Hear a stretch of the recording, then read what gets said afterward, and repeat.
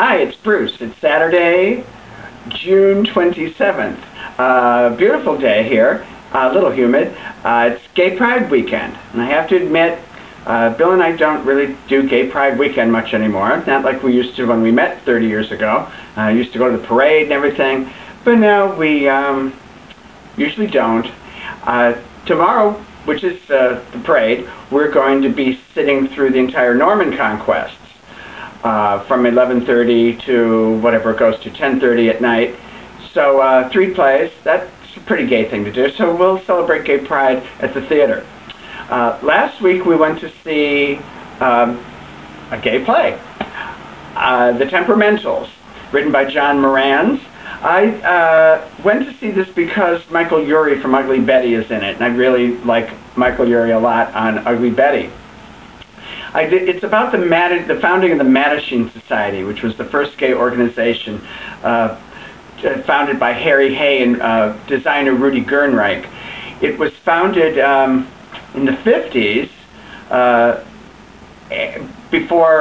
way before Stonewall or anything, and the Temperamentals is what was the code word for gay people. Is he temperamental? Is he a temperamental? I had never heard of that. There were a lot of things I didn't know in the early gay movement. I sort of was in the 60s, and this all happened before me. So it's an interesting play. It's got a lot of facts and information in it. Some people find it's a little too dry, but I found it kind of fascinating. And the cast is really good. Thomas J. Ryan plays Harry Hay, the founder of the Mattachine Society, and his lover at the time was Rudy Gernreich, played brilliantly by Michael Urie. I was looking forward to seeing him, but I really thought the whole thing was worthwhile because of Michael Urie. A very, very good stage presence, very, very good actor. Really gave me an appreciation of his work outside of his Ugly Betty character. The 3 people in the cast who play a lot of different parts were all great. Tom Beckett, Matthew Schneck, and Sam Breslin Wright. If you're interested in gay history or seeing some good performances, I recommend this. It's in a small theater at the Barrow Group, which is in the West 30s, not to be confused with Barrow Street Theater. And as a special added attraction, Vanessa Williams was in the audience, so that was fun to see Vanessa Williams. So it was a good intro to Gay Pride weekend, and we really enjoyed it.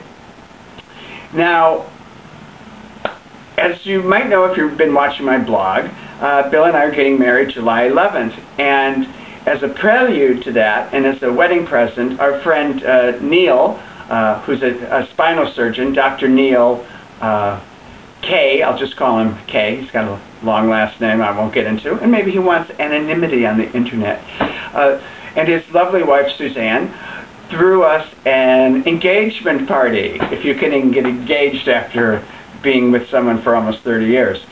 And a little movie, someone took a little movie of the cake cutting and of Neil's speech before we cut the cake at the engagement party of how he met Bill and I. I was really touched that Neil and his family opened up their apartment and let us have a few friends over.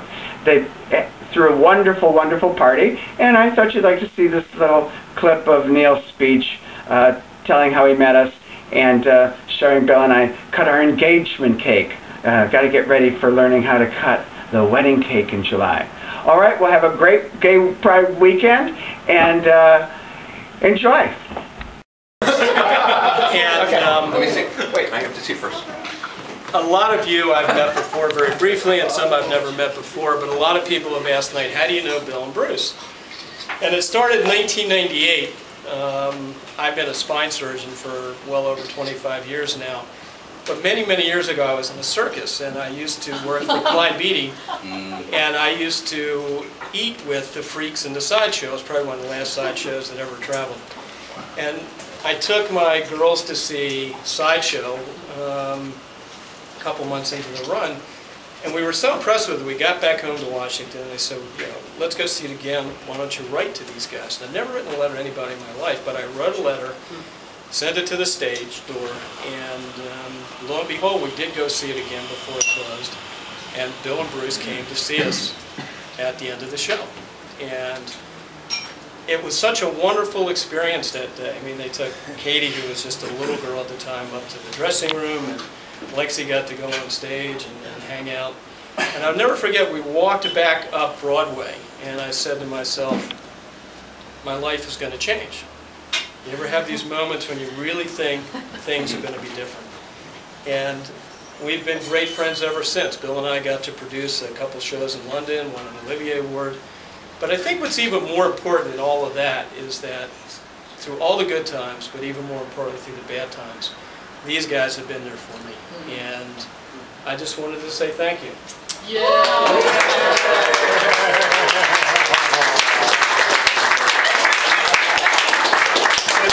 Show them what I taught you with the knife.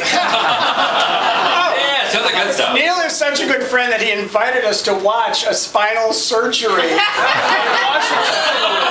I'm really into. Now it's your chance. And we actually watched, and we thought we'd be up in an operating theater, and he said, no, you stand here in a box next to the... And